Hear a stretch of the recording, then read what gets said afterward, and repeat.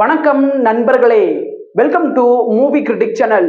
ரீசெண்டா Amazon பிரைம்ல Tamil டப்பிங்கோட வெளிவந்திருக்கிற hunting Jessica புரோக் படம் எப்படி இருக்கு?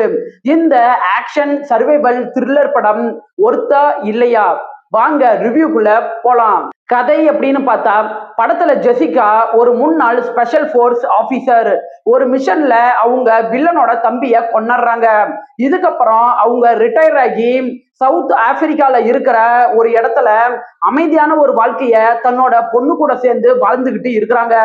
இதுக்கப்புறம் 12 வருஷம் கழிச்சு வில்லன் ஹீரோயினை தேடி அங்க வராரு. இதுக்கப்புறம் வில்லன் கிட்ட இருந்து ஹீரோயின் எப்படியெல்லாம் சர்வே பண்றாங்க, தன்னோட பொண்ணுக்கு வர இருந்த ஆபத்தை அவங்க எப்படி தடுத்து நிறுத்தினாங்க அப்படின்னு சொல்றதுதான் படத்தோட மீதி கதையே. பாசிட்டிவ் அப்படின்னு பார்த்தா, படத்துல ஜெசிகா ரோல்ல நடிச்ச டனிகா ஜோன்ஸோட நடிப்பு நல்லாவே இருக்குது. ஆக்ஷன் மற்றும் எமோஷன் காட்சிகள்ல சூப்பராகவே நடிச்சிருக்கிறாங்க. படத்துல வர ஸ்டண்ட் காட்சிகளாகட்டும், ஆக்ஷன் காட்சிகளாகட்டும், பிராக்டிக்கல் எஃபெக்ட்ல நல்லாவே இருக்குது.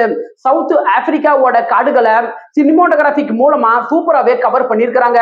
படத்துல சப்ளாட்ஸ் அப்படின்ட்டு பெருசா எதுவுமே இல்லாம ஆக்ஷன் சர்வைவலுக்கு மட்டும் இவங்க முக்கியத்துவம் கொடுத்தது நல்லாவே இருக்கு. குறைகள் அப்படின்னு பாத்தீங்கன்னா, இந்த படம் 2 மணி நேரம் 8 நிமிஷம் பக்கம் ரன் ஆகுது. படத்தோட கதைகளத்தோட ரன் டைமை கம்பேர் பண்ணி பார்க்கும்போது ரன் டைமை இன்னுமே இவங்க குறைச்சிருக்கலாம். படத்துல காட்சிகள் லென்த்தா வரனால சில இடங்கள்ல திரைக்கதை நம்ம பொறுமைய சோதிக்க தான் செய்யுது.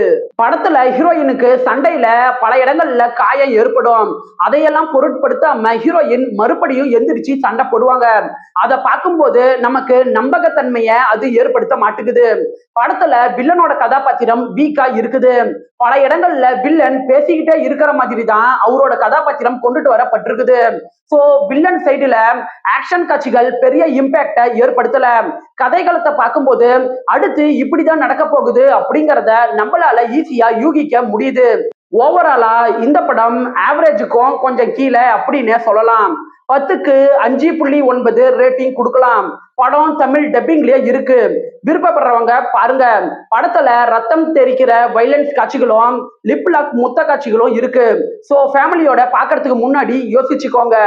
என்னோட ரிவ்யூ உங்களுக்கு பிடிச்சதுன்னா மறக்காம லைக் பண்ணி சப்ஸ்கிரைப் பண்ணுங்க. வேற ஏதாவது படத்தோட ரிவ்யூ வேணும்னா அந்த படத்தோட பெயரை கமெண்ட்ல பதிவிடுங்க. நாம வேற ஒரு வீடியோல சந்திக்கலாம். அது வரைக்கும் நன்றி, வணக்கம்.